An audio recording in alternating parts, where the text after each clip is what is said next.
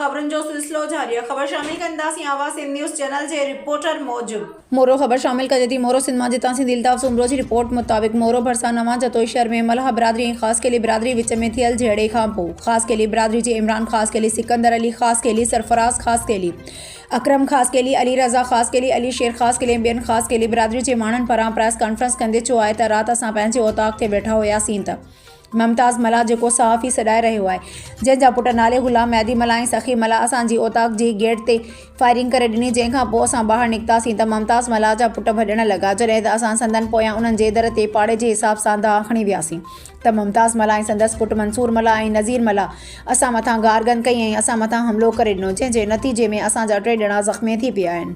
हिननि वधीक चयो त मुमताज़ मला जेको पाण सहाफ़त जो फ़ाइदो वठंदे असां ख़िलाफ़ु कूड़ी मीडिया ट्रायल पिणु कराए रहियो आहे। हिननि मुतालबो कयो आहे त मामले जो नोटिस वठी असां सां इंसाफ़ कयो वञे, ॿी सूरत में असां एहतजाज जो सॾु ॾींदासीं। मुंहिंजो नालो इमरान अली आहे, असां ख़ासि केली ठीकु आहे ज़रा। उन खां पोइ मुमताज़ मला हिकु सहाफ़ी आहे, ठीकु आहे। उन असां पंहिंजे ओताक ते वेठा हुआसीं त फायर थियो। जीअं ई फायर थियो त असां ॿाहिरि निकितासीं, 1-2 मिंट जो फ़ासिलो थियो, ॿिया बि पाड़े वारा 2 बीठा हुआ। असां उन्हनि खां पुछा कई, इहे थोरो वितीर खां बीठा। उन्हनि पाड़े वारनि ॿुधायो त बाबा इन्हनि छोकिरनि फायर करायो। असां उन्हनि खे हकल कई त बाबा तव्हां छो फायर करायो आहे, त हीअ न बीठा अॻिते भॼणु शुरू कनि। असां हिननि जो पीछो कयो। असां जीअं 3-4 ॼणा निकितासीं, हीअ मुंहिंजो भाउ आहे, ॿिया बि हिकिड़ो मुंहिंजो मारोटो। जीअं असां हिननि जो पीछो कंदा भॼंदा वियासीं, हीअ अॻियां असां पोयां हीअ पंहिंजे घर गिड़ी वियो।